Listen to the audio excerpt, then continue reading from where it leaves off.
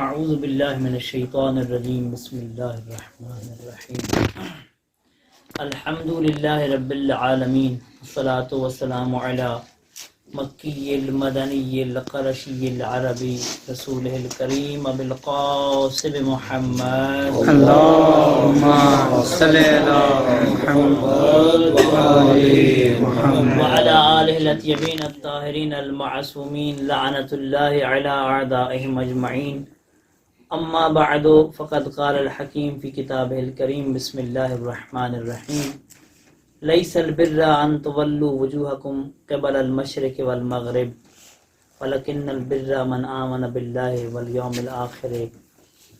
صلوات پڑھ لیں محمد وعلی محمد. اللهم صل على محمد وعلى محمد. وقال رسول اللہ صلی اللہ علیہ وآلہ وسلم انی تارکم فیکم الثقلین کتاب اللہ وعترتی اہل بیتی.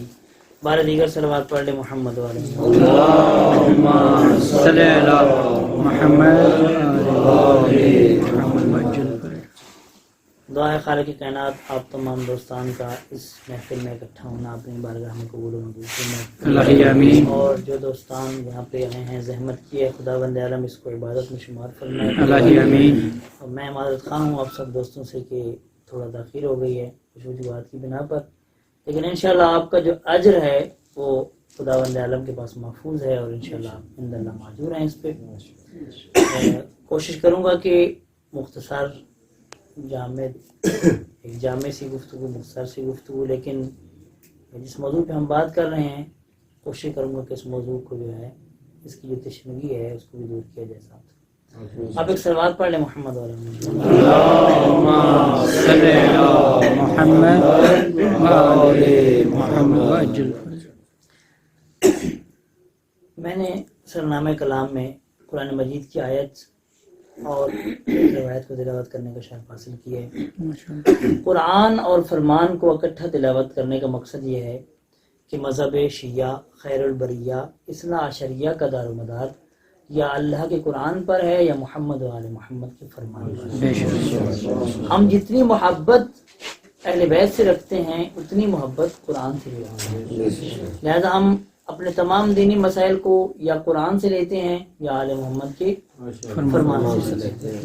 اسی لیے اس محفل کا جو انعقاد کیا گیا، خوش قسمت ہیں آپ لوگ جس میں شریک ہیں اور خوش قسمت ہیں وہ جنہوں نے اس کو رکھا ہے پروگرام کو، کیونکہ پیغمبر اسلام نے جو فرمایا ہے وہ یہ فرمایا ہے کہ میں آپ کے لیے جو راہ نجات چھوڑ کے جا رہا ہوں وہ قرآن اور اہل بیت ہیں.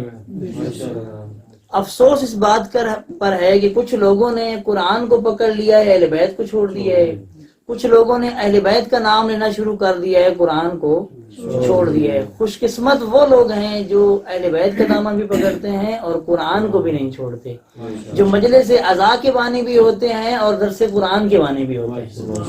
تو یہ خوش قسمتی ہے ہم سب کی کہ ہم نے یہ سلسلہ جو شروع کیا ہے اس میں جو قافلے میں جو شامل افراد ہیں خوش قسمت ہے ہم لوگ، اور انشاءاللہ امام زمانہ ہم پہ خوش ہوں گے کیونکہ وہ چاہتے یہی ہیں کہ ہمارا ذکر بھی کرو اور ہماری فکر کو بھی پھیلاؤ.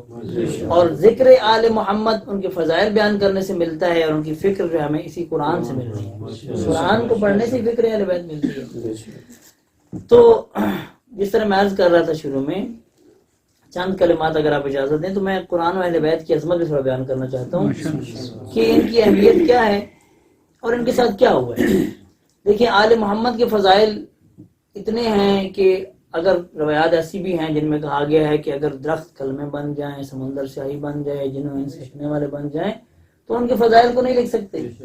قرآن کی عظمت بھی جو ہے قرآن نے خود بھی جگہ جگہ بیان کی ہے، اور قرآن جس قلب پہ مبارک پہ نازل ہوا ہے اس مبارک قلب کے وارث پیغمبر اسلام نے بھی اس کو بہت بیان کیا ہے. خود آل محمد جو ہم تراز قرآن ہیں انہوں نے بھی قرآن کے فضائل کو بیان کیا ہے. لیکن جو ہم یہاں پہ بیان کر سکتے ہیں کہ قرآن کی جو مظلومیت ہے اور آل محمد کی ہم وہ بیان کریں گے. آل محمد کی مظلومیت یہ ہے اور قرآن کی بھی کہ ان کو ایسے بنایا گیا ہے کہ یہ قابل فہم نہیں ہے. لوگوں کے ذہن یہ بنا دیے گئے ہیں کہ قرآن اور آل محمد فقط ان کا نام لیں اور ان کو بوسے دیں، ان کا استقبال کریں، احترام کریں، وگرنہ ان کی سمجھ آنے والی چیز ہے یہ معرفت نہیں ہو سکتی. یعنی یہ بتایا گیا اگر کہا جائے کہ آپ امام علی کی سیرت پہ عمل کرو تو کہتے ہیں دیکھو ہم علی تو نہیں بن سکتے، کس نے کہا کہ آپ علی بنو؟ علی کے فضائل میں آپ شریک نہیں ہو سکتے. علی معصوم ہے، آپ معصوم نہیں ہو سکتے، لیکن علی کی سیرت تو آپ کے لیے ہے. اگر آپ علی کی سیرت پہ عمل نہیں کرو گے تو پھر کیا بنو امیہ کے پیروکار کریں گے؟ سیرت علی کس کے لیے؟ آپ کے لیے. لہذا یہ جو کہا جاتا ہے کہ جی ہم تو نہیں بن سکتے، جی ہم علی تو نہیں بن سکتے، بھئی کس نے کہا آپ علی بنے؟ آپ کے لیے سیرت آل محمد ہے اور یہ ضروری ہے. لیکن یہ ظلم جو آل محمد کے ساتھ ہوا ہے وہ یہ ہوا ہے کہ کہا جاتا ہے کہ آل محمد کو مانو، ان کے بارے میں سوچو نہیں، یعنی ان کی معرفت حاصل نہ کرو. اس سے بڑا کوئی ظلم ہونا ہے کہ فقط آل محمد کو مانو، سوچو نہیں. سوچنا ہم نے کیا سوچنا ہے؟ سوچتے تو آپ لوگ ہیں جو آل محمد کی پیدائش کے بارے میں الٹے سیدھے سوال اٹھاتے رہتے ہیں. ہم ادھر جاتے ہی نہیں ہیں. ہم تو کہتے ہیں ان کی معرفت حاصل کریں. انہوں نے جو زندگی گزاری ہے ہمارے لیے نمونہ کے طور پہ، آئیڈیل کے طور پہ. آج کا نوجوان جو کرکٹر کو اور آج کا نوجوان جو فلمی سٹاروں کو اور پتہ نہیں کس کس کو آئیڈیل بنا رہا ہے، ہم چاہتے ہیں کہ ہم آل محمد کے وہ فضائل جو پوشیدہ ہیں، جو بنو امیہ نے چھپائے ہیں یا جو آج کے دور میں دشمن چھپا رہا ہے، تشیع کا کام ہے اور شیعان حیدر کرار کا کام ہے کہ ان فضائل آل محمد کو، ان آل محمد کی خصوصیات کو جن کے اوپر عمل کرنا ضروری ہے، ان کو پھیلایا جائے، ان کی ترویج کی جائے. آج جو بھی آل محمد کی وہ خصوصیات جو خدا کے ساتھ مربوط کرتی ہیں آل محمد کو، جب بیان کرتے ہیں تو فوراً کہا جاتا ہے کہ یہ تو کوئی وہابی ہے، کیونکہ یہ آل محمد کی عبادت اور آل محمد کی وہ چیزیں بیان کر رہا ہے کہ وہ خالق کے سامنے کس طرح خاضع و خاشع تھے. اس سے بڑا کوئی ظلم ہونا ہے؟ یعنی یہی وہ کام جو بنو امیہ نے کیا کہ فقط کہتے کہ علی بس جنگجو ہے، لڑنے والا ہے. اور جب مولا کی شہادت ہوئی مسجد میں تو انہوں نے کیا کہا تھا؟ کہا کہ علی نماز بھی پڑھتا تھا. تو یہ دیکھیں، یہی ظلم ہوا آل محمد کے ساتھ. اب دوسری طرف دیکھیں قرآن کو. قرآن کے ساتھ ہم نے کیا کیا؟ تمام عالم اسلام کی یہی بات ہے. دنیا میں سب سے زیادہ جو کتاب چھپ رہی ہے وہ قرآن ہے. دنیا میں سب سے زیادہ جس کتاب کو چوما جا رہا ہے، جس کے بوسے لیے جا رہے ہیں، وہ بھی قرآن ہے. لیکن پھر کیوں قرآن میں آیا کہ پیغمبر کہیں گے کہ خدایا میری امت نے میرے قرآن کو مطلوب کر دیا تھا؟ ہم تو چھپوا رہے ہیں. سب سے زیادہ چھپنے والی کتاب یہ ہے، سب سے زیادہ چومی جانے والی کتاب یہ ہے. تفسیریں بھی اس کی آ چکی ہیں. پھر کیا وجہ ہے؟ وجہ یہ ہے کچھ کہ مختلف مراحل. دیکھیں قرآن کے ساتھ جو ظلم ہوا ہے وہ مختلف مراحل میں. ذرا توجہ کیجیے گا. ایک ہم جیسے لوگ ہیں جو قرآن کو فقط بوسے دیتے ہیں. ہم قرآن کو سجا کے گھر میں رکھتے ہیں. قرآن ہمارے گھروں میں پڑا ہے، ہر گھر میں قرآن پڑا ہے. بس یہی ہم خوش ہیں کہ قرآن گھر میں پڑا تو ہے نا. آپ نے ایک کلپ دیکھا ہوگا، بہت افسوسناک تھا. ایک بچی تھی یا ایک اسکول ٹیچر کہتے ہیں بچوں کو کہ ہم نے لائبریری بنانی ہے اور ایسی کتاب لے آئے جو آپ کے گھر میں فارغ پڑی ہو، پڑھتا کوئی نہ ہو. صبح جب بچے آئے لائبریری کے لیے کتابیں لے کے تو سب قرآن لے گئے. کہا یہ کیا کیا ہے؟ کہا سر ہمارے گھر میں آپ نے کہا تھا جو کتاب نہ پڑھی جاتی وہ لے آنا، تو ہمارے گھر میں ایک یہی کتاب پڑھی تھی جو پڑھی نہیں جاتی. ایک ظلم ہے قرآن کے ساتھ. پھر دوسری میں وہ بھی ایک کلپ جو ہوتے ہیں اس طرح کے بعد بڑے اچھے بھی ہوتے ہیں، بڑے سبق آموز بھی ہوتے ہیں. ایک پھر میں نے اور دیکھا، اس میں یہ بنایا گیا تھا کہ ایک بچی ہے وہ پیسے چوری کر کے رکھتی ہے قرآن میں. تو والدین کو جب پتہ چل جاتا ہے وہ پیسے نکالتے ہیں، یا خود بچی نے بتا دیا تو پوچھتے ہیں کہ بیٹا آپ نے پہلے تو چوری نہیں کرنی تھی، کیوں کی ہے؟ پھر اگر کی ہے تو قرآن میں کیوں رکھا تھا؟ کہا بابا مجھے پتا تھا میں جہاں رکھوں گی آپ لوگوں نے ڈھونڈ لینے ہیں، مگر اس کو کوئی کھولتا ہی نہیں ہے، یہاں سے کوئی ڈھونڈ نہیں سکے گا. یہ قرآن کی مظلومیت یہ ہمارے گھروں میں ہو رہا ہے یا نہیں ہو رہا؟ آج ہمارے گھروں میں نجاسات اور گندگی اسی وجہ سے ہے کہ ہم قرآن سے دور ہیں. آج ہمارے گھروں میں اگر کہتے ہیں کہ یار سب فلاں تو جن ہو گیا ہے، فلاں آصف زدہ ہے، جن زدہ ہے، فلاں ہے، یہ مسئلہ ہے، یہ سارے مسائل اس لیے ہیں کہ قرآن نہیں پڑھا جاتا ہمارے گھر میں. معصومین نے تو بتایا ہے جس گھر میں قرآن کی تلاوت ہوتی ہے وہاں جناز کیا کرنا ہے انہوں نے. اگر آپ یہ شروع کر دیں تلاوت قرآن، ہم کرتے ہیں تلاوت قرآن کی کب کرتے ہیں؟ جب ہمارا کوئی مر جاتا ہے. تو ہم سمجھتے ہیں قرآن مردہ بخشوانے آیا ہے، لیکن حقیقت یہ ہے قرآن مردوں کو بخشوانے نہیں آیا، قرآن مردہ دلوں کو زندہ کرنے کے لیے آیا ہے. ہم اپنے قلوب کو اس سے منور کریں. نعرہ تکبیر، اللہ اکبر، نعرہ رسالت، نعرہ محمد صلوات اللهم صل علی محمد و آل محمد۔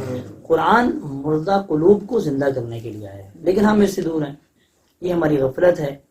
اور پھر جو لوگ قرآن کو پڑھتے ہیں، دیکھیں قرآن کو جب ہم پڑھتے ہیں فقط عربی، میں یہ نہیں کہتا کہ نہ پڑھیں، اس کا ثواب بھی ہے، لیکن قرآن کو پڑھنے والا بھی قرآن کے خلاف عمل کر رہا ہوتا ہے۔ اسی لیے روایت میں ہے، فرمان ہے معصوم کا، رب تال القرآن والقرآن یلعنہ، کتنے ہی ایسے قاری ہیں جو قرآن کی تلاوت کر رہے ہوتے ہیں، قرآن ان پر لعنت کر رہا ہوتا ہے۔ تلاوت کر رہے ہوتے ہیں قرآن۔ اب دیکھیے، آپ خود سوچیں کون کون ہو سکتے ہیں ایسے لوگ۔ ایک تو وہ ہیں جو قرآن میں آل محمد کے فضائل پڑھتے ہوئے بھی منکر ہیں، ان پہ بھی قرآن لعنت کرتا ہے کہ تم پڑھتے ہو قل لا اسالکم علیہ اجرا الا المودۃ فی القربى، مگر مودت اہل بیت نہیں رکھتے ہو۔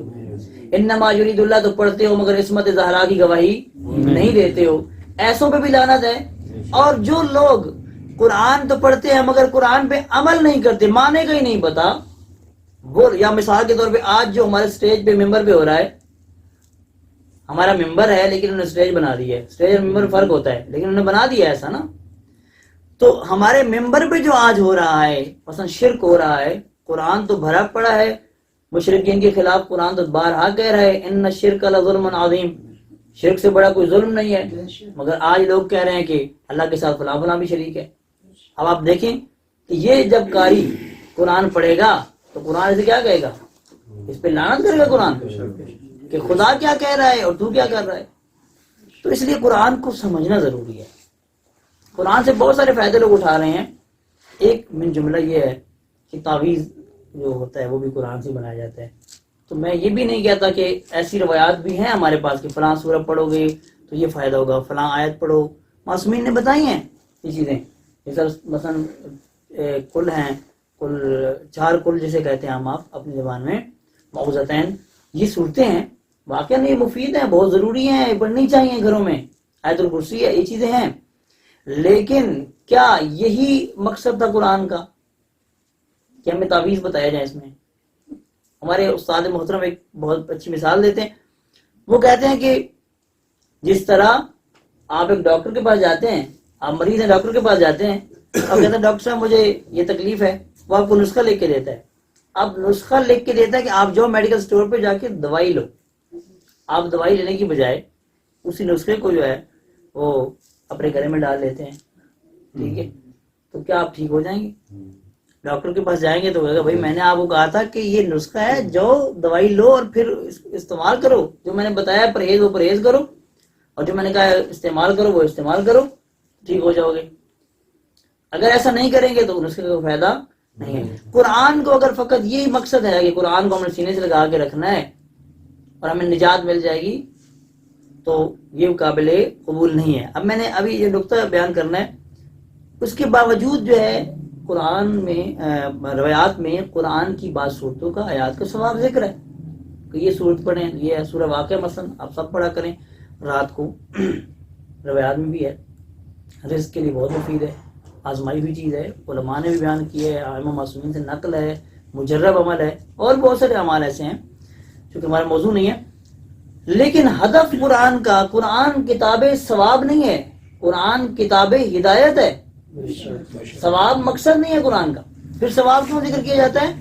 کہتے ہیں اس لیے جس طرح ماں بچے کو اگر کڑوی دوائی پلانی ہو یا اسکول بھیجنا ہو تو کیا کرتی ہے؟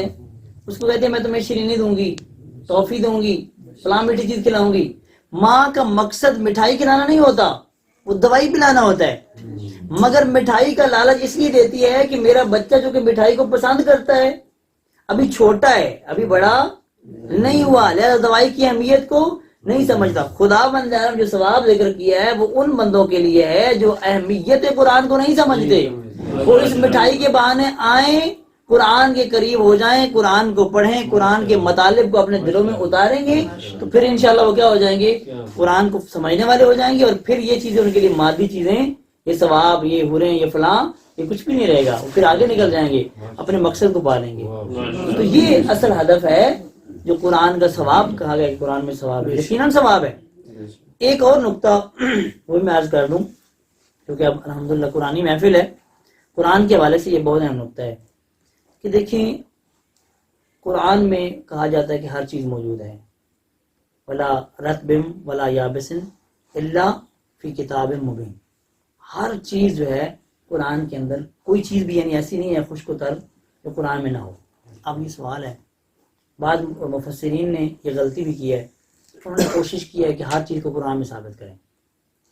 مثلا ایک مفسر نے یہ کیا کہ مصری مفسر ہیں، انہوں نے یہ کیا کہ کہا کہ سیارے مثلا اتنے ہیں، قرآن کی فلاں فلاں آیات دلیل ہے۔ پھر جب سائنسدانوں کا نظریہ چینج ہو گیا تو آپ قرآن کی طرف رہے، اس نے جو لگایا وہ تکا۔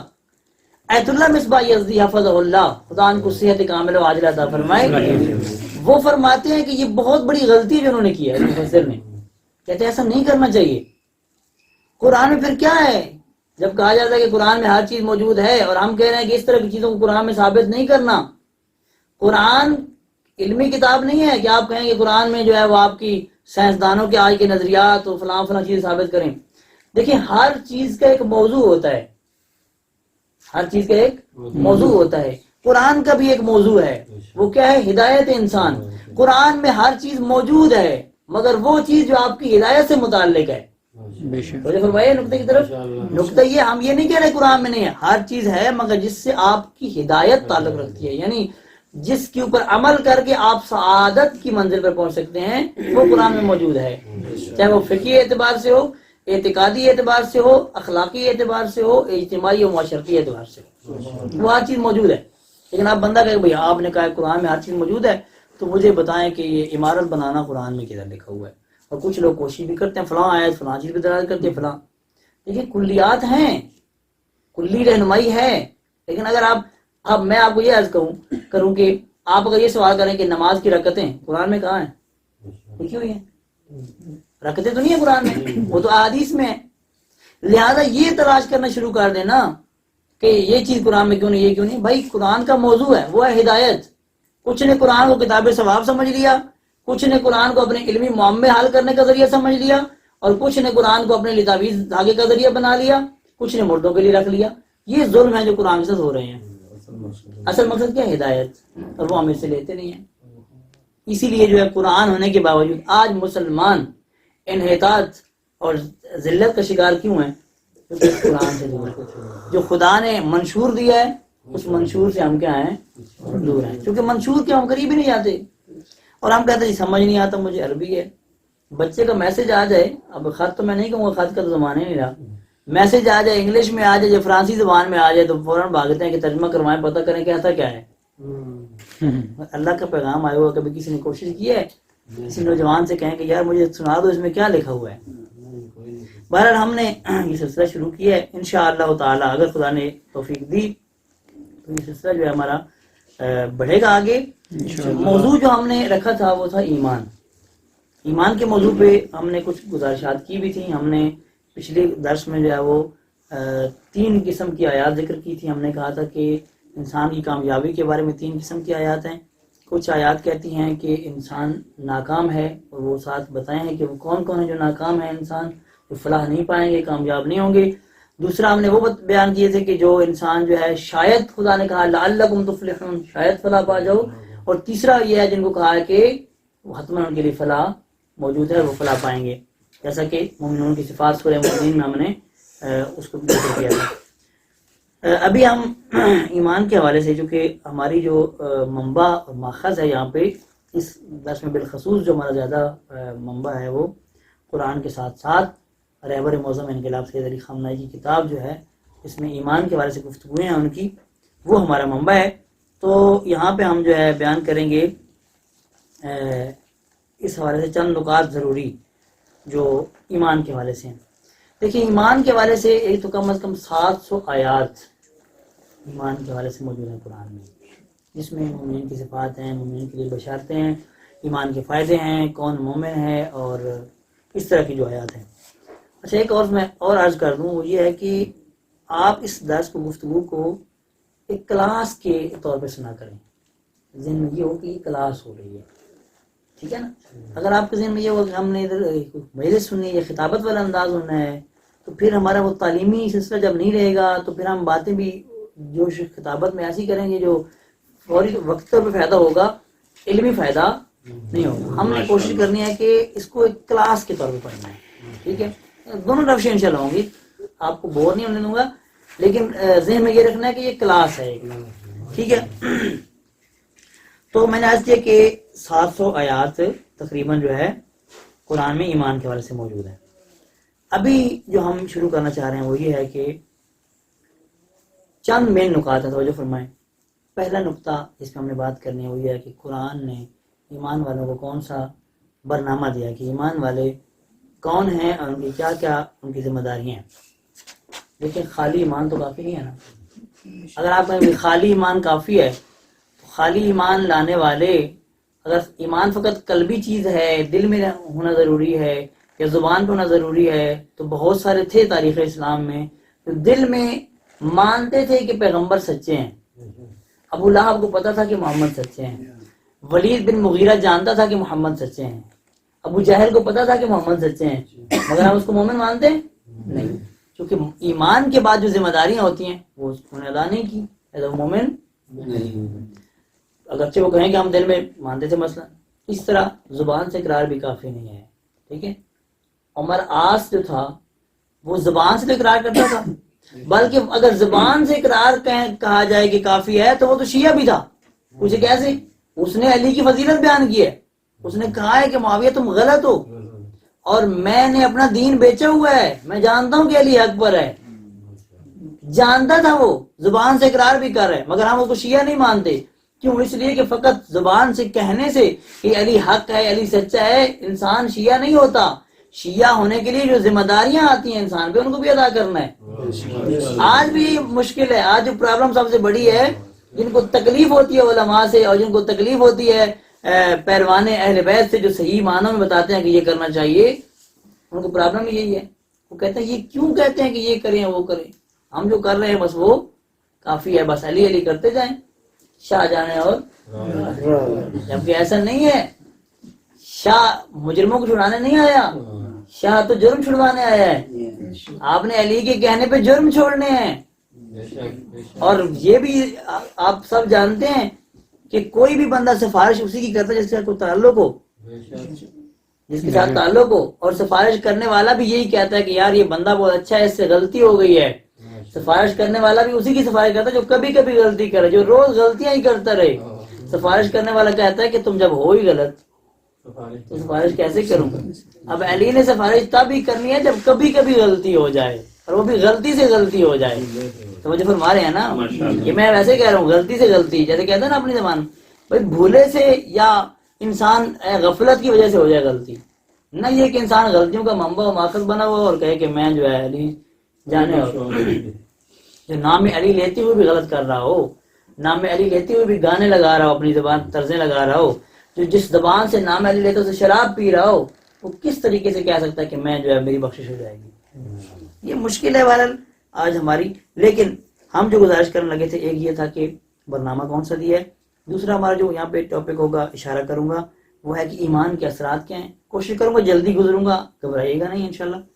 اثرات کیا ہیں ایمان کے مومن کے فوائد کیا ہوتے ہیں، اور اس کے علاوہ جو ہے ایمان مقلدانہ ہونا چاہیے یا آگاہانہ ہونا چاہیے. آشنائی اور آگاہی کے بعد وہ ایمان صحیح ایمان ہے، یا انسان جو ہے فقط جو ہے جیسے ہم کہہ رہے ہیں کسی کی تقلید میں ہو، ایسا ایمان. اور اس کے بعد جو ہے ہم بات کریں گے کہ ایمان کے حوالے سے جو کہا جاتا ہے کہ قرآن نے بھی کہا ہے کہ بعض پہ ایمان اور بعض کا انکار، یہ نہیں ہونا چاہیے. اس حوالے سے قرآن کی آیات ہیں. اور جو اب آپ نوجوان ہیں الحمدللہ ورک بھی کر رہے ہیں، فعال لوگ ہیں، جو آپ کا ہدف ہے، جو دین ہے، جو ایمان ہے آپ کا، اس پہ بھی آپ کو یقین و ایمان ہونا چاہیے. جو کر رہے ہیں اس پہ ایمان، اس کے بعد سے ہم بیان کریں گے تھوڑا سا. اور آخر میں جو ہے ہم یہ بیان کریں گے کہ کون کون سی بشارتیں مومنین کے لیے آئی ہیں، وہ مادی ہیں یا معنوی ہیں. اور وہ بشارتیں جو ہیں فقط مومنین کے ساتھ تعلق رکھتی ہیں، یا جو بندہ بھی قرآن کو اپنا رہنما بنائے گا اس کو یہ یا اہل ایمان ہوگا، اس کے لیے جو ہے وہ بشارتیں موجود ہیں. تو ابھی ہم پہلی جو گفتگو تھی وہ شروع کرتے ہیں. وہ ہے کہ قرآن نے کون سا برنامہ دیا ہے. وقت تو ہے نا ہمارے پاس انشاءاللہ؟ جی ضرور. ایک صلوات پڑھ لیں محمد والا.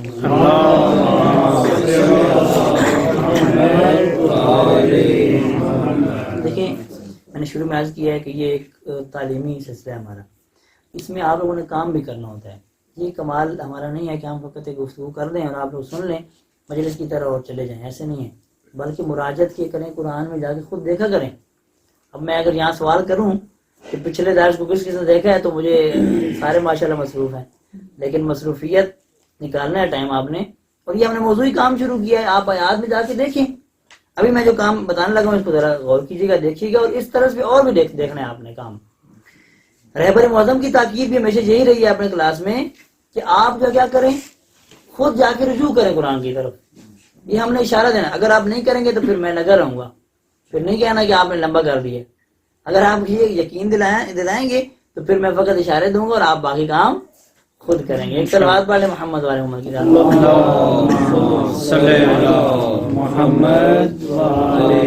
محمد. سورہ بقرہ کی آیت نمبر 177 ہے. اس میں جو ہے آیت موجود ہے، بسم اللہ الرحمن الرحیم، لیس البر ان تولوا وجوہکم قبل المشرق والمغرب ولکن البر من آمن باللہ والیوم الآخر والملائکۃ والکتاب والنبیین. میں ابھی اس کی وضاحت ساتھ ساتھ کرتا جاؤں. ابھی دیکھیں یہاں پہ جو ہے شروع میں بیان کیا گیا لیس البر، نیکی یہ نہیں ہے کہ تم اپنا رخ مشرق اور مغرب کی طرف پھیر دو. یہ اب کہاں آئی ہے، کس کے لیے ہے؟ یہودیوں کو بتانے کے لیے ہے، یہ ایک الگ مسئلہ ہے. ہم نے ابھی دیکھنا ہے قرآن کے مختلف بطون ہیں اور قرآن ہر زمانے کے لیے ہے، ہر زمانے کے افراد کے لیے. ابھی ہمارے ساتھ جو قرآن مخاطب ہے، ہمیں جو کہہ رہے ہیں ہم نے وہ لینا ہے، ٹھیک ہے؟ کیونکہ ہم فی الحال وقت بھی اتنا ہی ہے، اس کے شان نزول کیا ہے، کب نازل ہوئی، اس طرف ہم نہیں جائیں گے. تو دیکھیں یہاں پہ ہے کہ لیس البر، نیکی یہ نہیں ہے، ٹھیک ہے؟ اب یہاں پہ یہ نہیں کہا گیا کہ نیک وہ نہیں ہے، یہ نہیں ہے، نیکی یہ نہیں ہے، یہ مصدر استعمال ہوا بر. کیوں کہتے ہیں کہ جب آپ نے کسی چیز کی فضیلت کو بیان کرنا ہو یا کسی چیز کی بتانا ہو کہ یہ کتنی اہم چیز ہے تو وہاں پہ مصدر استعمال کیا جاتا ہے. مثلا ہم کہتے ہیں نا مولا علی عادل تھے، یعنی کیا؟ عادل تھے. عادل کیوں کہا؟ یعنی کل وجود علی ابن ابی طالب عادل تھا، علی تھا ہی عادل. اس طرح لیس البر، نیکی نہیں ہے، مگر کیا ہے؟ فرماتا نیکی نہیں ہے تمہارا مشرق کی طرف منہ کر کے مثلا کھڑے ہونا یا مغرب کی طرف بات کرنا، بلکہ نیکی کیا ہے؟ وَلَكِنَّ الْبِرَّ مَنْ آمَنَ بِاللَّهِ. اب یہاں پہ اعتقادی بحث ہو رہی ہے، عقائد کی بات ہو رہی ہے. پہلے من آمن باللہ والیوم الآخر، اللہ پر ایمان اور قیامت پر. دیکھو یہاں پہ مبدا کی بات بھی ہوئی ہے شروع میں اور مقصد کی بات بھی ہوئی ہے، یعنی جس کی طرف سے آئے ہیں اس پر ایمان اور جدھر جانا ہے اس پر ایمان. من آمن باللہ والیوم الآخر، اور آخرت کے اوپر ایمان. والملائکۃ، ملائکہ پر ایمان بہت ضروری ہے. ملائکہ کے جو منکرین تھے پہلے زمانے میں ان پہ بھی خدا نے لعنتیں ڈالی ہیں، اور خدا نے کہا ہے کہ جو جبرائیل کے ساتھ دشمنی رکھتا ہے وہ میرا دشمن ہے. خدا نے اس کو بھی مذمت کی ہے. اور اسی طرح آج جو ممبر کے اوپر پھر آپ کہیں گے کہ ممبر کی بات چونکہ ہو یہی رہا ہے، قرآن کو جب پڑھیں گے تو پھر ہمیں اپنے عقائد کی اصلاح کرنی پڑے گی. نہیں پڑھیں گے، بند کر دیں گے تو پھر ضرورت نہیں ہے، پھر تو ٹینشن نہیں ہے نا. جب اس کی طرف جانا ہے تو پھر اصلاح کرنی پڑنی ہے اپنے عقائد کی، پھر تھوڑا دیکھنا پڑنا ہے کہ جو کہتا ہے مثال کے طور پر ممبر پہ آ کے کہ جبرائیل تو ایک کمین تھا، آپ دیکھ لیں، آپ کی ویڈیوز موجود ہیں، دیکھیں. ایک بندہ کہہ رہا ہے، برسر ممبر کہہ رہا ہے کہ پیغمبر جب معراج پہ گئے خدا نے کہا میں نے تو آپ کو بلایا تھا زہرا کا رشتہ مانگنے کے لیے، علی کے لیے. تو کہا کہ خدایا یہ بات جبرائیل کو کہہ دیتا. کہا کہ جبرائیل، وہ خطیب کہہ رہا ہے، جبرائیل، خدا کہتا ہے کہ جبرائیل کی کیا جرت، جبرائیل جیسے کمین کی اعوذ باللہ کیا جرت کہ زہرا کا نام اپنی زبان پہ لائے. معصوم ہے جبرائیل، قرآن نے اس کی عظمت کو بیان کیا ہے. آل محمد کے پاس پیغام لے کے جانے والا جبرائیل ہے. زہرا کو محدثہ اس لیے کہتے ہیں کہ زہرا جناب جبرائیل سے ہم کلام ہوتی تھیں، فرشتے بی بی سے کلام کرتے تھے، یہ بی بی کا لقب ہے محدثہ. اب آپ توجہ کریں، اسی ہستی کے بارے میں کہہ رہے ہیں کہ یہ جو ہے نعوذ باللہ، اس کی جرت کیا تھی بات کرنا زہرا کے بارے میں، جبکہ زہرا ان کے ساتھ کلام کرتی، اسی لیے محدثہ کہا جاتا ہے. تو عزیز ہم، اور آپ پھر یہ دیکھیں آپ کے حدیث قصہ، یا تو پھر اس کو کہو کہ حدیث قصہ کو جھٹلا دیں. حدیث قصہ تو کہہ رہی ہے کہ جبرائیل آتے ہیں اور اس چادر کے نیچے جمع ہوتے ہیں، ان کے ساتھ پیغام لے آتے ہیں. سارے فضائل جو خداوند عالم نے آل محمد کے بیان فرمایا، جبرائیل نے آ کے بتائے ہیں کہ خدا یہ پیغام دے رہا ہے، خدا یہ کہہ رہا ہے کہ میں نے سب کچھ بنایا ہی آپ کے لیے ہے اور مجھے اجازت ہے کہ میں آپ کے ساتھ آ جاؤں.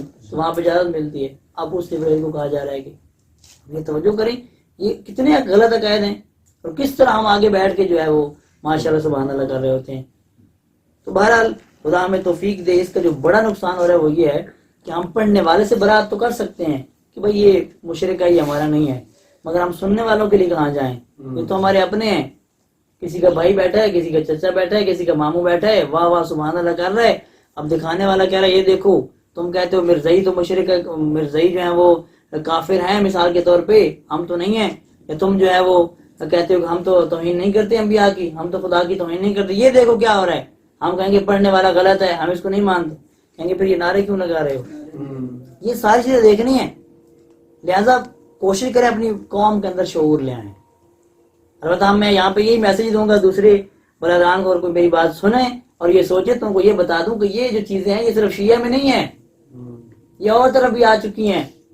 اور ہر فرقے کے اندر ایسے افراد موجود ہیں جو انتشار پھیلا رہے ہیں، لوگوں کے عقائد کے ساتھ کھیل رہے ہیں، اور لوگ بیچارے جو ہے وہ اپنے ایک کم علم ہونے کی وجہ سے، شعور نہ ہونے کی وجہ سے، نادان ہونے کی وجہ سے ان کے جو ہے وہ چنگل میں آ جاتے ہیں، اور وہ اپنے چند پیسوں کے لیے اپنے دین کو بیچ رہے ہیں اور مومنین کے عقائد کے ساتھ بھی کھیل رہے ہیں. عزیزان من، میں نے پہلے بھی پچھلی گفتگو میں کہا ہے ایمان قیمتی چیز ہے، اور قیمتی چیز ہر بندے سے نہیں لی جاتی. ایک چھوٹی سی مطلب گاڑی آپ نے لینی ہے، موٹر سائیکل لینا ہے، تو آپ کوشش کرتے ہیں کسی ایسے بندے سے لیں جو قابل اعتماد ہو. کبھی لی ہے کسی کی گاڑی؟ ہر بندے سے پتہ نہیں کون ہے یار کیسی ہوگی، کسی قابل اعتماد بندے سے لوں گا. ٹھیک ہے، گاڑی لینی ہے تو قابل اعتماد بندہ ڈھونڈتے ہیں. ایمان لینا ہے تو جو بھی آ جائے بسم اللہ جی دے دو. اتنا یعنی ایمان جس کی اتنی فضیلت کہ اگر انسان کے پاس ایمان ہی صحیح نہیں ہے پھر انسان باقی جو بھی اعمال انجام بہتر ہے، جب بنیاد ہی غلط ہوگی. تو پچھلی گفتگو میں بہت کچھ گزر چکا ہے. یہاں پہ میں نے عرض کیا کہ ملائکہ کے بارے میں بات کی، فقہ والکتاب والنبیین، اور کتاب پر ایمان رکھتے ہیں، نبیوں پر ایمان رکھتے ہیں. اب آگے یہاں پہ جو ذکر ہو رہا ہے کچھ اخلاقی چیز ذکر ہو رہی ہیں، اور انسان کے مال کے والے سے بات ہو رہی ہے. وَآتَ الْمَالَ عَلَى حُبِّهِ ذَوِي الْقُرْبَى وَالْيَتَامَى وَالْمَسَاكِينَ، اور مال کو عطا کرتے ہیں کسے؟ خداوند عالم کی محبت میں، ذوی القربہ میں، اپنے اقربا کو دیتے ہیں. بہت فضیلت ہے. اقربا اگر آپ کے ایک بات توجہ فرما لیں کہ کچھ عناوین ہیں جو مختلف ہیں اور ان کو اسی تناظر میں دیکھنا ہوتا ہے. ہمسایہ ہے، سنی ہے، مگر چونکہ ہمسایہ ہے، ہمسایہ ہونا اور ہے، دوسرا مذہب ہونا اور ہے. یہ تو سنی ہے، ہمارے بھائی ہیں، یہ تو ہمارے ہم جو ہمارا توحید پرست بھی ہماری طرح ہیں اور قبلہ بھی ان کا ہمارا ایک ہے، ہم مسلک ہے ایک جیسے. لیکن اگر کافر بھی ہمسایہ ہے تو کافر کا عنوان ایک طرف، ہمسایہ کا عنوان ایک طرف. اگر آپ کا ہمسایہ کافر ہے اور وہ بھوک سے مر رہا ہے اور آپ ہم مسلمان ہیں اور بڑے نمازی ہیں، حاجی صاحب ہیں، لیکن آپ اس کافر کا خیال نہیں رکھتے تو آپ سے پوچھا جائے گا. کیوں پوچھا جائے گا؟ اس لیے کہ ہمسایہ تو تھا نا. ایسا کچھ عناوین ہے. اچھا یہاں پہ یہ بھی ایک روایت ہے کہ ایک شیعہ امام صادق علیہ السلام ہے، اور اللہم صلی علی محمد و آل محمد، ان کا جو چچا زاد تھا وہ ناسبی تھا، دشمن اہل بیت تھا. وہ حج پہ جا رہے ہیں مومن، جاتے ہوئے اپنے اس ناسبی چچا زاد بھائی کو، کزن کو کچھ پیسہ دے کے جاتے ہیں کہ یہ غریب ہے، فقیر ہے بہت زیادہ. وہ واپس آیا تو امام صادق علیہ السلام بڑے خوش ہوئے، اسے ملے اور کہا کہ مجھے بڑی خوشی ہے کہ تو نے بہت اچھا کام کیا ہے. مولا دیا تو میں نے ہے مگر دل نہیں مانتا تھا، وہ تو ناسبی ہے. کہا دیکھو ناسبی ہونا اور ہے، رشتہ دار ہونا اور ہے. جب دیکھو کہ ضرورت مند ہے تو وہاں پہ رشتہ داری کا خیال رکھتے ہوئے یہ حق رکھتا ہے کہ اس کو آپ دو. میری بات کو آپ سمجھیں یا نہیں سمجھیں؟ کافر ایک عنوان ہے، رشتہ داری ایک عنوان ہے، ہمسایہ ایک عنوان ہے، مسلمان ہونا ایک عنوان ہے. کچھ لوگوں کے ہمارے اوپر حق اس لیے ہے کہ وہ اہل اسلام ہیں، ہماری طرح ہمارے مسلمان بھائی ہیں. کچھ کے حقوق اس لیے ہے کہ وہ ہماری طرح کے شیعہ ہیں. کچھ کے حقوق ہمارے اوپر اس لیے ہے کہ وہ ہمارے ہمسائے ہیں. تو یہ دیکھنا ہے کہ یہ کس کیٹیگری میں آتا ہے، کس جو ہے وہ تناظر میں ہمیں اس کو دیکھنا ہے، اس رشتے کو. تو جو فرما رہے ہیں تو لہٰذا یہاں پہ ذوی القربہ کا کہا گیا ہے. اور یہ کہا گیا کہ مال دیتے ہیں خدا کی محبت میں، محبت خدا میں مال دیتے ہیں. پھر کہا یتیموں کو دیتے ہیں، مساکین کو، وابن السبیل یعنی جو مسافر ہیں ان کو، والسائلین سائلین کو، سوال کرنے والوں کو، اور پھر رقاب اور جو لوگ غلام تھے اس زمانے میں، پہلے زمانے میں، اور آج بھی ایسا مورد موجود ہے، وہ افراد موجود ہیں. اب بھی ہماری بہت ساری سرزمینیں ایسی ہیں جو دشمن کے قبضے میں، استعمار کے قبضے میں، یہ بھی اس میں آ سکتا ہے کہ وہ پھر رقاب یعنی آزاد کروانے کے لیے یہاں پہ بھی آپ کیا کریں، مال کو خرچ کریں. اور کون سی صفت ہے جو برنامہ ہے؟ اگلا برنامہ فقہی شروع ہو رہا ہے، وَأَقَامَ الصَّلَاةَ نماز کو قائم کرتے ہیں. اب یہ دیکھیں فقہی باتیں شروع ہو گئی ہیں، درمیان اخلاقی تھیں، پہلے اعتقادی تھیں، فقہی باتیں. اقام الصلاۃ نماز کو قائم کرتے ہیں. ہم نے بتایا نماز قائم کرنے کا مطلب نماز پڑھنا نہیں ہے، قائم کرنا ایک تو پورے وجود سے قائم کرنا خشوع خضوع سے، دوسرا معنی یہ بتایا گیا ہے کہ نماز قائم کرنے سے مراد یہ ہے کہ آپ پورے معاشرے کو نمازی بنائیں. خود نماز پڑھنا کافی نہیں ہے، معاشرے کو نمازی بنانا ضروری ہے. وآت الزکات زکات ادا کرتے ہیں. یہاں پہ توجہ فرمائیں، پیچھے بھی مال کی بات ہوئی، یہاں پہ زکات کی دوبارہ بات کیوں ہوئی ہے؟ تو اس میں فرق یہ ہے کہ جو پیچھے بات ہو رہی تھی وہ تھی مستحب صدقات کے بارے میں، جو آپ اپنی خوشی سے دیتے ہیں محبت خدا میں، ٹھیک ہے. لیکن یہاں ہو رہی ہے زکات واجب جو آپ نے حتماً ادا کرنی ہے. اور وہاں پہ کہا اللہ حب، اس کی محبت میں دیتے ہیں. یہاں اس سے محبت کرو یا نہ کرو، اس کی خوشی کے لیے دو یا نہ دو، تم نے دینی ہے، تمہارا فریضہ ہے. تو فرما رہے ہیں ہر کام کرتے ہم قربت اللہ ہی ہے نا، لیکن کچھ کام ہمارے اوپر واجب ہیں، نہیں کریں گے سزا ملے گی.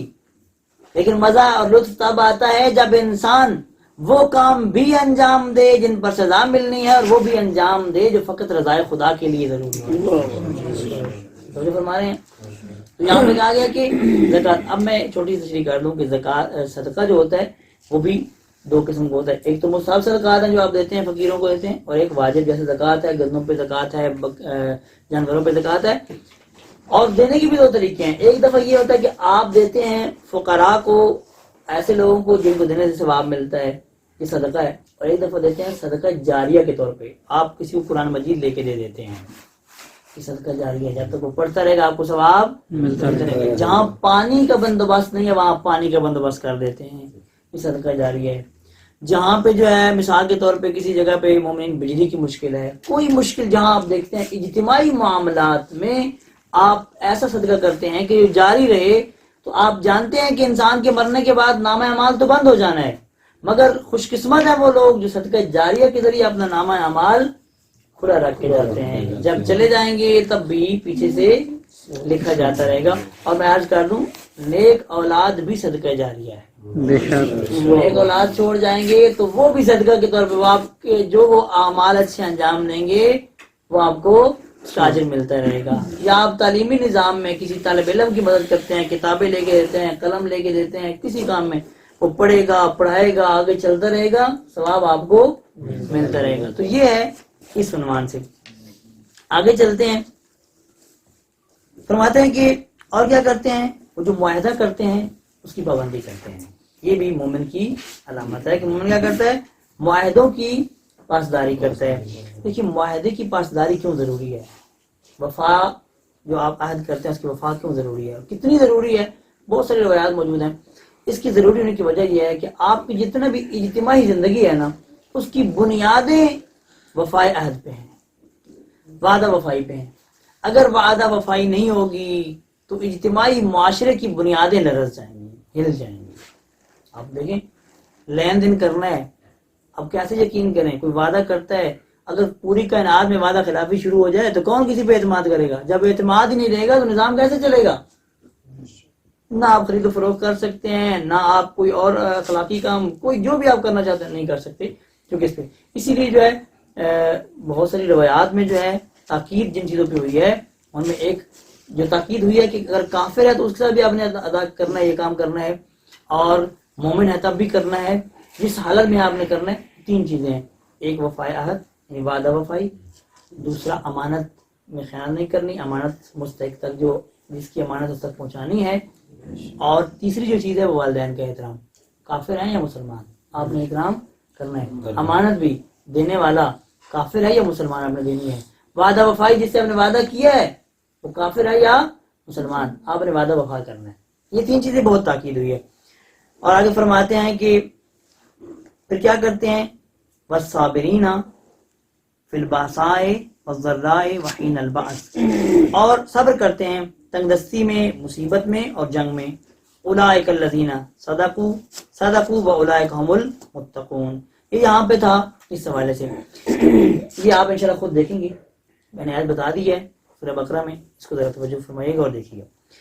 آگے آتا ہے یہ ٹاپک کہ جس میں یہ بیان کیا گیا ہے کہ مومنین جو ہیں ان کی اوپر اثرات کیا ہیں ایمان کے، ایمان کون سے اثرات چھوڑتا ہے۔ سورہ انفال میں یہ آیت موجود ہے کہ جس میں بتایا گیا ہے کہ مومنین جو ہیں ان کی پوزیشن کیا ہوتی ہے، ایمان کی وجہ سے کیا ہوتی ہے، انما المؤمنون اذا ذکر اللہ، جب اللہ کا ذکر کیا جاتا ہے مومنین کے سامنے میں تو کیا ہوتا ہے، مومنین کے دل خداوند عالم کی محبت اور خشیت کی وجہ سے لرز جاتے ہیں، خوف کی وجہ سے۔ توجہ فرمائیں، یہ آیت میں پڑھنا چاہ رہا تھا سورہ انفال میں، جی میں آیت نمبر ہی بتاؤں گا اور پڑھوں گا بھی صحیح۔ انما المؤمنون، یہ آیت نمبر جو ہے وہ شروع ہو رہی ہے 2 سے شروع ہو رہی ہے اور 4 تک جو ہے وہ موجود ہے جو ہم نے پڑھنا ہے۔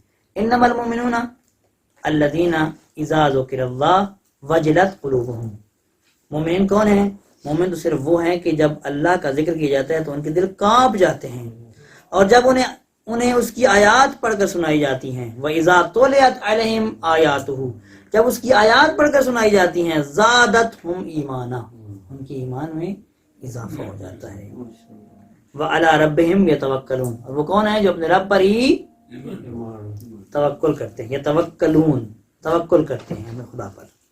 توجہ فرمائیں، یہاں پر کوئی سوال کرے، کوئی سوال بنتا ہے، کیا ہوا، آپ کہہ رہے ہیں کہ قرآن کہہ رہا ہے کہ مومن جو ہیں ان کی نشانی یہ ہے اور ایمان کا مومن پہ اثر یہ ہے کہ جب ان کے سامنے اللہ کا ذکر کیا جاتا ہے تو ان کے دل کانپ جاتے ہیں، تو بھئی مومن ہے وہ کیوں ڈر رہا ہے؟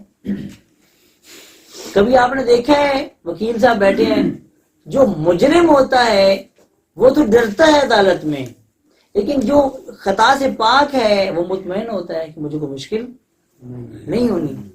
کمرے عدالت میں جج کے سامنے ڈرتا وہی ہے جس کو پتا میرا قصور ہے اور میرے اوپر سزا ابھی لاگو ہونی ہے، ابھی میرا حکم آ جانا ہے، میرے اوپر سزا کوئی نہ کوئی جس کی جو اس کا کوئی کیس ہوتا ہے، قصور ہوتا ہے۔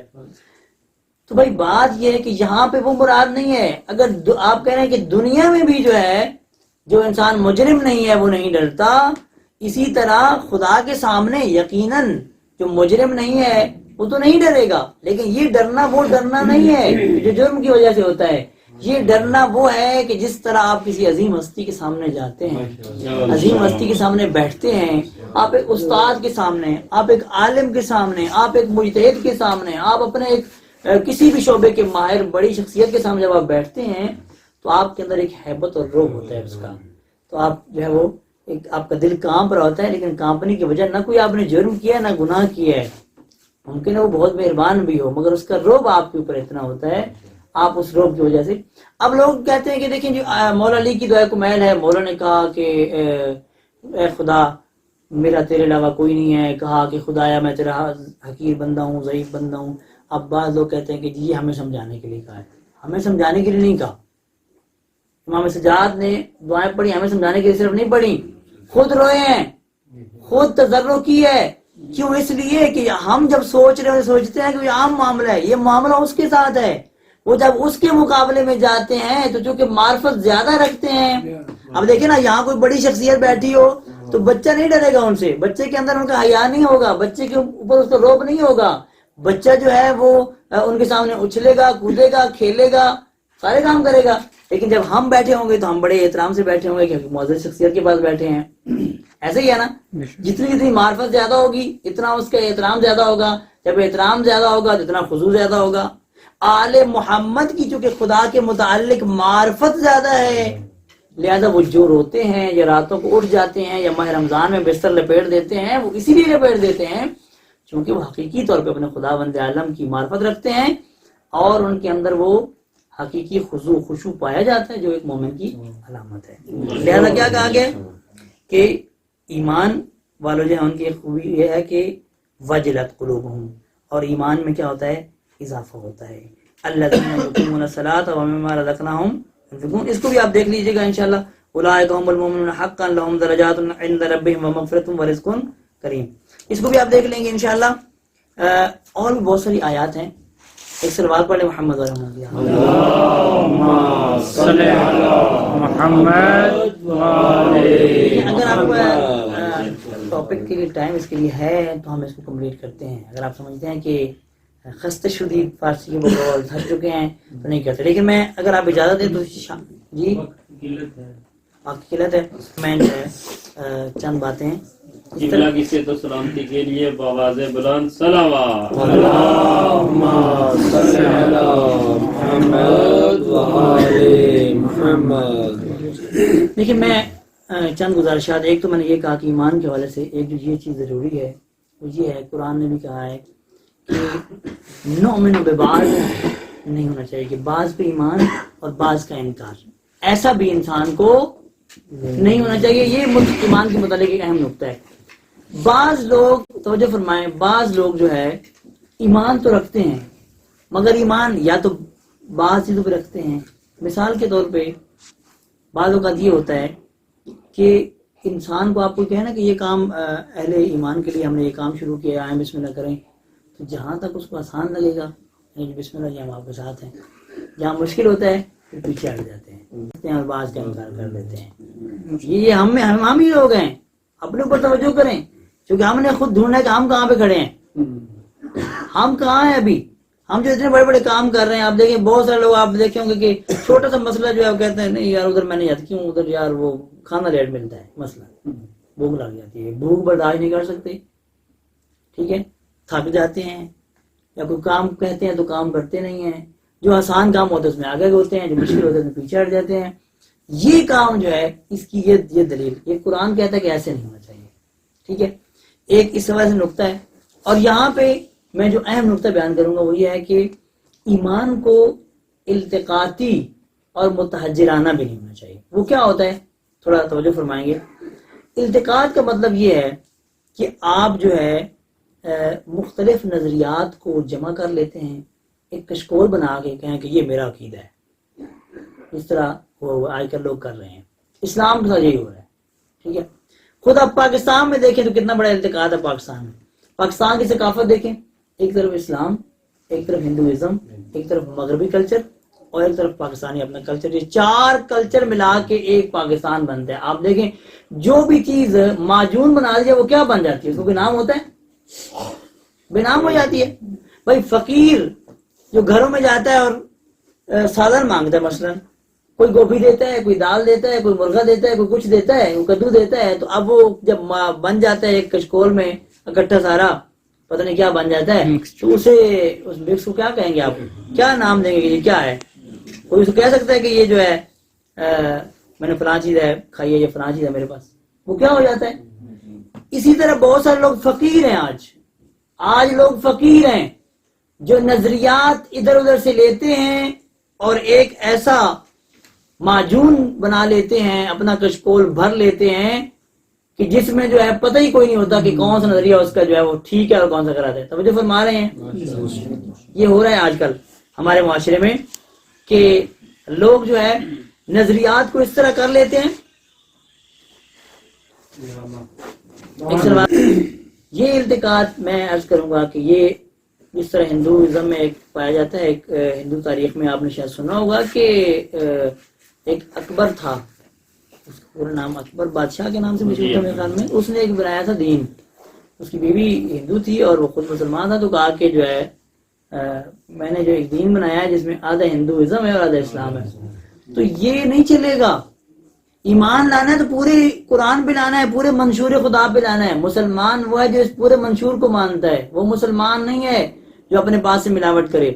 اور وہ بھی مسلمان نہیں ہے کہ جو یہ کہ مسلمان تو ظاہری طور پہ ہوگا, لیکن یہ ہے کہ حقیقی مومن نہیں کہا جا سکتا جو انسان جو ہے اسلام کو اور دین کو اتنا لے کہ مثلا جس طرح بندہ ایک چٹکی نسوار کے لے لیتا ہے کبھی کبھی, تو پھر وہ رکھ لیا, پھر جب جو ہے وہ اس کا پورا ہو گیا تو نکال دی.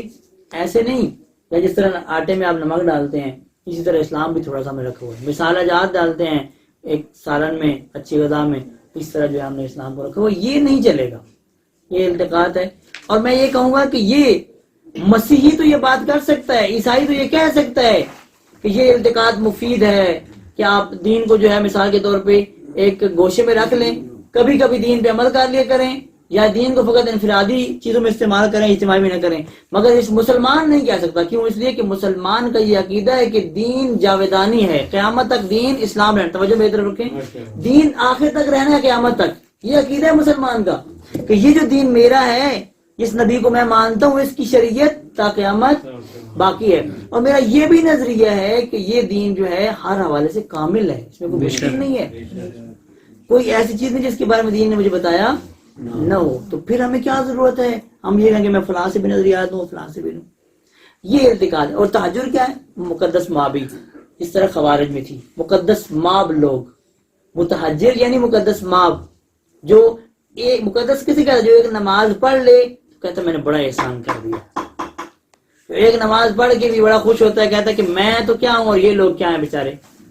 آپ توجہ فرمائیں, اس وقت ہمارے پاس بہت سارے ایسے افراد موجود ہیں ہمارے آس پاس. خدا ہمیں تکبر سے بچائے, خود پسندی سے بچائے. خود پسندی اور تکبر یہی تو ہے کہ انسان جو ہے ایک نیکی کر کے سمجھتا ہے کہ اب میں نے خدا پہ بھی احسان کر دیا. نعوذ باللہ. ایسے واقعات موجود ہیں. ایک واقعہ ہے بنی اسرائیل کا ایک عابد بڑا عبادت گزار تھا, نمازیں پڑھتا تھا. واقعہ مشہور ہے, مجھے ابھی کتاب بھی یاد نہیں ہے اور اس کی صحت کے بارے میں نہیں کہہ سکتا, لیکن یہ ہے کہ واقعہ ہے اور میں سمجھانے کے لیے بہت اچھی مثال ہے. وہ یہ ہے کہ نمازیں پڑھ رہا تھا اور موسیٰ علیہ السلام گزرے. اس نے کہا کہ مجھے 100 سال ہو گئے عبادت کرتے ہوئے. آپ اللہ کے کلیم ہیں, خدا سے جب کلام کرے تو یہ پوچھیے گا خدا سے کہ میری اس عبادت کی کیا قیمت ہے خدا کی نگاہ. 100 سال ہو گئے, اتنی عبادت میں نے کی ہے, پوچھیے گا ذرا. موسیٰ علیہ السلام نے کہا ٹھیک ہے. جب موسیٰ علیہ السلام گئے تو سوال کیا خدایا, ایک عابد ملا ہے, وہ یہ کہہ رہا تھا, کہا کہ موسیٰ اسے کہہ دو کہ اس سوال کا جواب کل ملے گا, کل آ کے لے جانا اس سوال کا جواب. اب وہ تو سن لیا انہوں نے. ادھر یہ عابد وضو کے لیے یا پینے کے لیے پانی لینے کے لیے جب چشمے کے قریب جانے کی کوشش کرتا ہے تو چشمہ دور ہوتا جا رہا ہے. اب یہ چل ہی نہیں پا رہا, چل رہا ہے, سمجھ نہیں آ رہی چشمہ اتنا دور کیسے ہو گیا. پہلے تو قریب تھا پانی, روزانہ اس میں نہا بھی لیتا تھا, وضو بھی کرتا تھا, پیتا بھی تھا, آج تو بڑا دور ہو رہا ہے.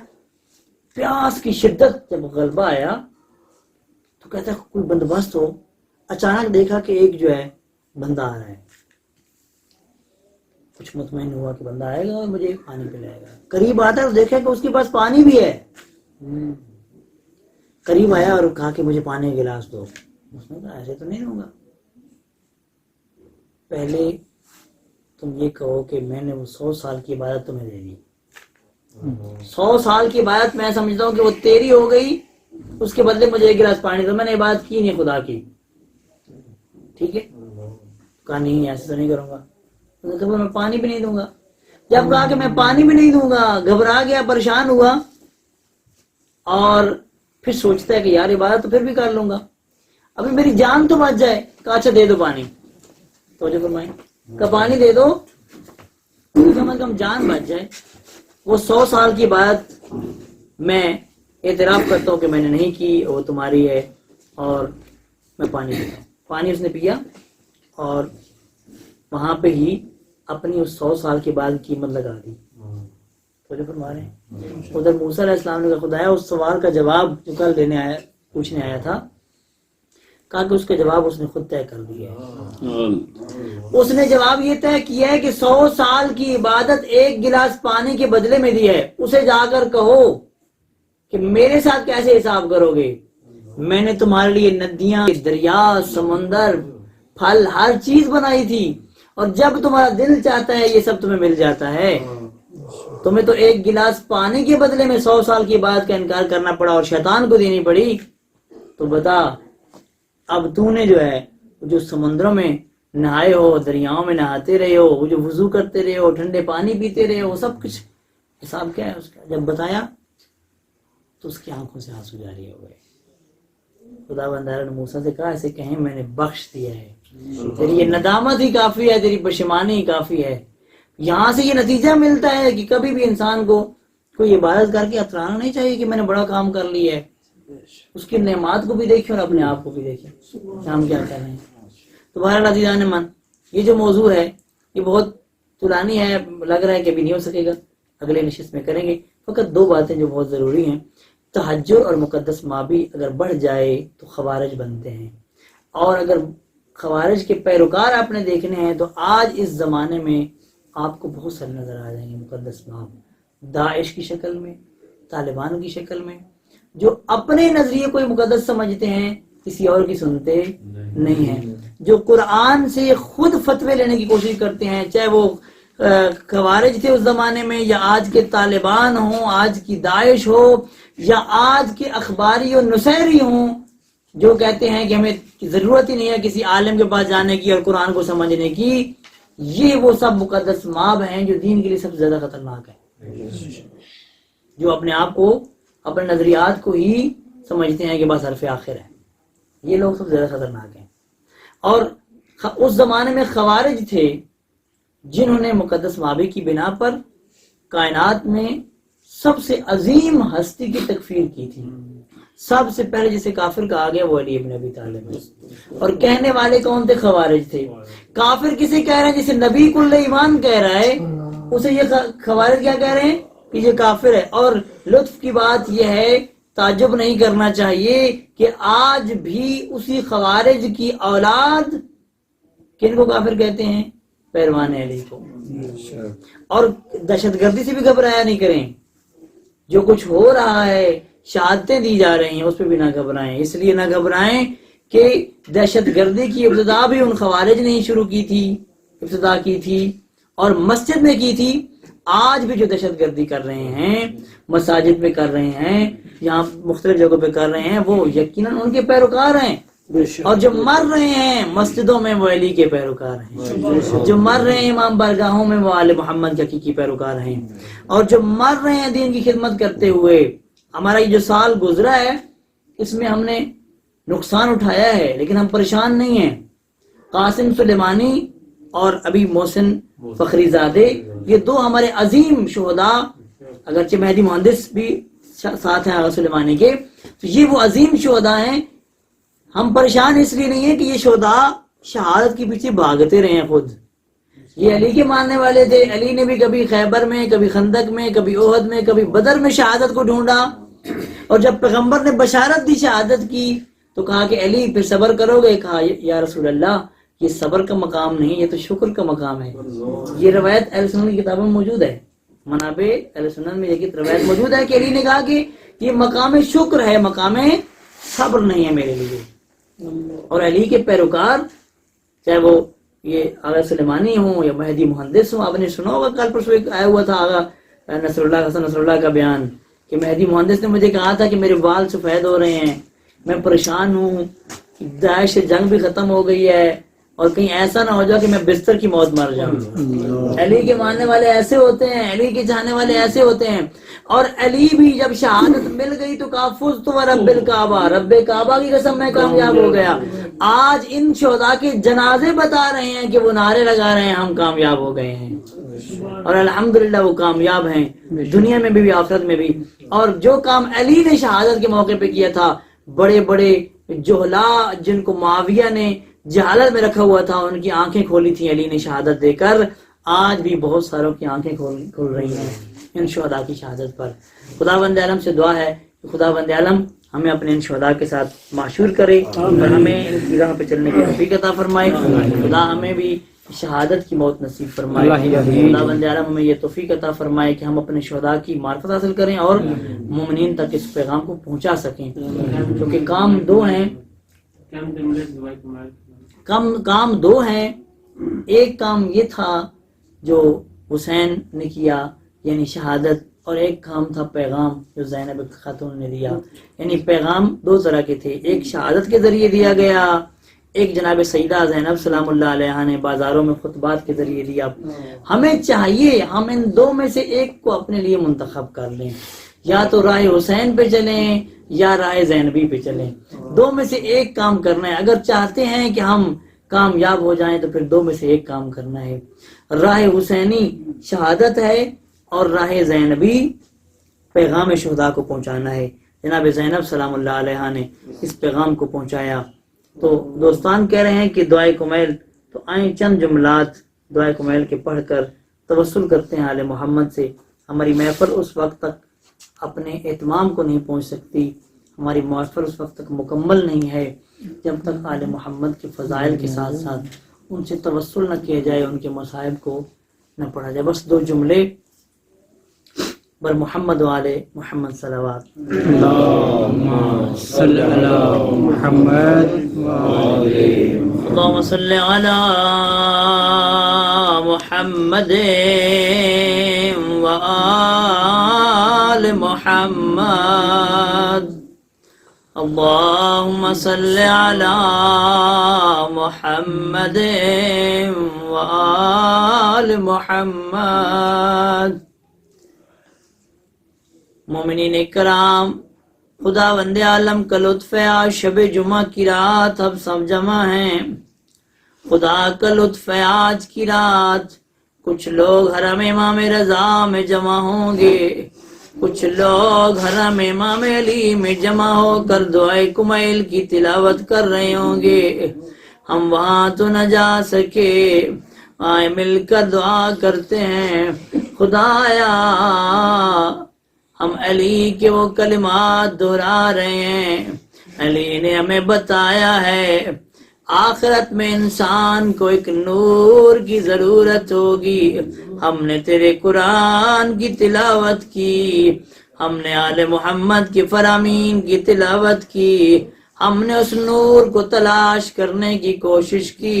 خدایا وہ نور حقیقی تو ہے، وہ نور حقیقی تیرا قرآن ہے، وہ نور حقیقی تیرے مقرب بندے ہیں. سب مل کر باواز بلند یا نور یا قدوس یا نور. قبر اندھیری ہوگی، ہر انسان کو قبر میں روشنی کی ضرورت ہے.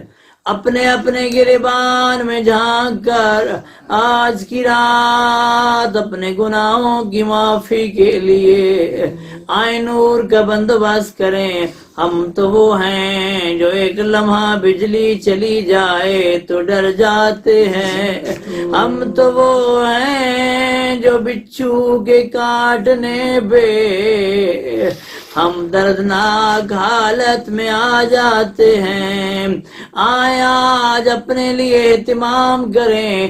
خدایا ہمیں ایمان کی روشنی سے منور فرما. خدایا ہماری قبروں کو، ہمارے مرحومین کی قبور کو نور الہی سے منور فرما. ان کی قبروں کو کشادہ و روشن فرما. یقیناً ہم سب گناہگار ہیں، اپنے گناہوں کی معافی کے لیے اور خدا کو راضی کریں باواز بلند یا سریع الرضا یا سریع الرضا اغفر لمن لا یملک الا دعا. شرما کر نہیں، اپنے ہاتھوں کو بلند کریں. دعا کا مطلب یہ ہوتا ہے کہ آپ ہاتھ دکھا رہے ہیں، خدایا میرے ہاتھ خالی ہیں، میرے پاس کچھ بھی نہیں ہے. یہ جہاں پہ یہی کہا جا رہا ہے، مولا علی کہہ رہے ہیں اے جلدی راضی ہونے والے، اغفر معاف کر دے اسے جس کے پاس دعا کے علاوہ کچھ بھی نہیں ہے. یا سریع الرضا اغفر لمن لا یملک الا یا من اسمہ دوا و ذکرہ ہر گھر میں مریض ہوگا یقیناً اپنے مریضوں کی شفا یابی کے لیے، اور جنہوں نے ذمہ دعائیں لگائی ہیں اس قابل سمجھتی ہوئی کہ ہماری دعا قبول ہوگی، اگرچہ ہم اس قابل نہیں ہیں میرا خدا، اے میرا خدا، لوگ ہمارے اوپر اعتماد کرتے ہیں، اسی اعتماد کو نہ توڑنا ہے میرا کریم اللہ۔ مولا علی دعائے کمیل میں کیا کہتے ہیں؟ میری وہ صفات جن کا میں اہل نہ تھا تو نے لوگوں میں نشر کر دیں، مشہور کر دیں، خدایا انہی صفات کے بدلے میں، اسی لطف کے بدلے میں ہماری دعاؤں کو مریضوں کے حق میں قبول کر لے۔ بآواز بلند یا من اسمہ دوا وذكره شفاء وطاعته غنان ارحم من راس ماله الرجاء وسلاحه البكاء يا دافع النكام يا صابغ النعام يا نور المستوحشين في الظلام يا عالما لا يعلم۔ آخری جملے توسل کے ایک جملہ ربیع الثانی کا مہینہ ہے، جو جانتے ہیں وہ جانتے ہیں، جو نہیں جانتے وہ جان لیں، جو نہیں جانتے وہ جان لیں کہ حالات آئیے 10 ربیع الثانی کون سے ایام تھے؟ 10 ربیع الثانی اس مظلومہ کی وفات یا شہادت کا دن ہے جسے ثانی زہرا کہا جاتا ہے، جس کے بارے میں یہ جملہ موجود ہے۔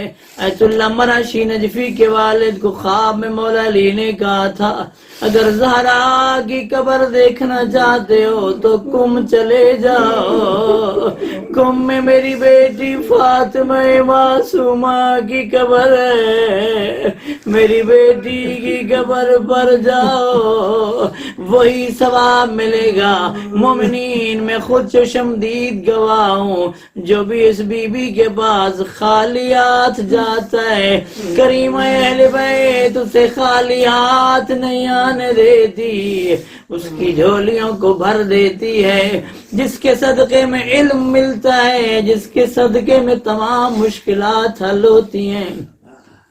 سنیں گے وہ بی بی کون ہے، کتنی عظمت کی مالک ہے۔ جب مدینہ سے چلی بھائی کو ملنے کے لیے، ساوا میں بھائی مارے گئے، وہ جناب فاطمہ معصومہ زہر ملی ہوئی تھی، بھائیوں کا درد بھی تھا، لیکن کم میں آئی، ایسا استقبال ہوا، لوگوں نے پھولوں کے ساتھ استقبال کیا، کہتے تھے امام کی بیٹی ہے، امام کی بہن ہے، امام کی پھوپھی ہے۔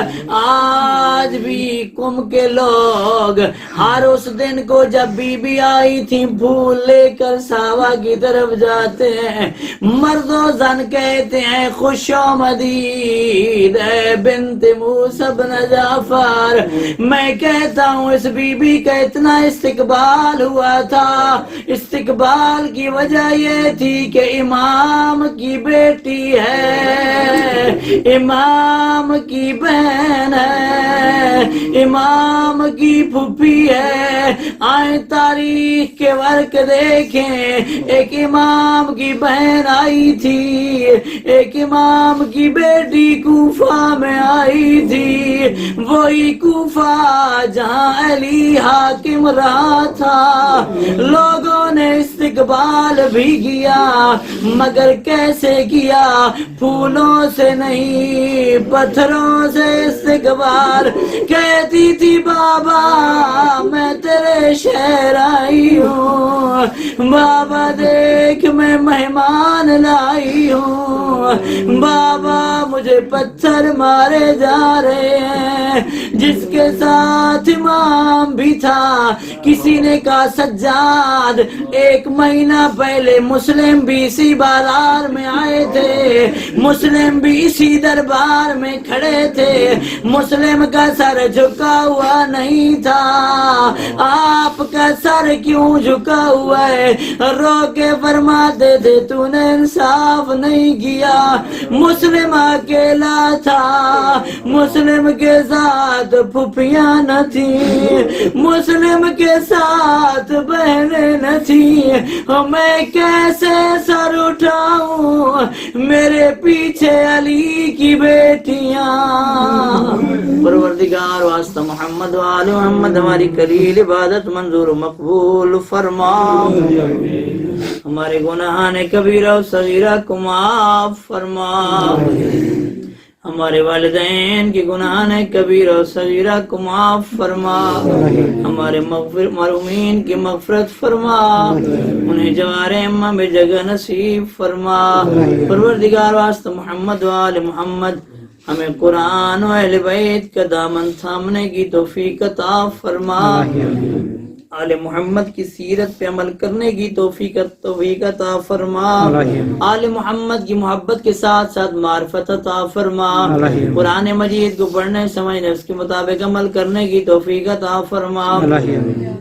الہی واسطہ محمد و آل محمد علماء اعلیٰ مراجع عظام رہبر انقلاب کی زندگی دراز فرما، الہی واسطہ محمد و آل محمد امام خمینی شہید حسینی و دیگر شہداء اسلام بالخصوص اس سال میں شہید ہونے والے ہمارے مجاہد شہداء کے درجات کو بلند فرما۔ پروردگار واسطہ محمد و آل محمد دشمن اسلام کو نیست و نابود فرما، دشمن تشیع کو نابود فرما، مکتب اہل بیت کو ترقی عنایت فرما، پروردگار مومنین و مومنات کو شعور کی دولت عطا فرما، پروردگار ہمارے جوانوں کو بیدار ہونے کی توفیق عطا فرما، پروردگار واسطہ محمد و آل محمد ہم امام زمان علیہ السلام کے سپاہیوں میں شامل ہونے کی توفیق عطا فرما، ذکر حسین کے ساتھ ساتھ فکر حسین کو پھیلانے کی توفیق عطا فرما، الہی واسطہ محمد و آل محمد ہمارے زمانے کے امام کے ظہور میں تعجیل فرما، ہمیں اپنے امام کے اعوان و انصار میں قرار دے، ربنا تقبل منا انک انت السمیع العلیم وتب علینا انک انت التواب الرحیم، اللهم صل علی محمد وآل محمد وعجل فرجهم۔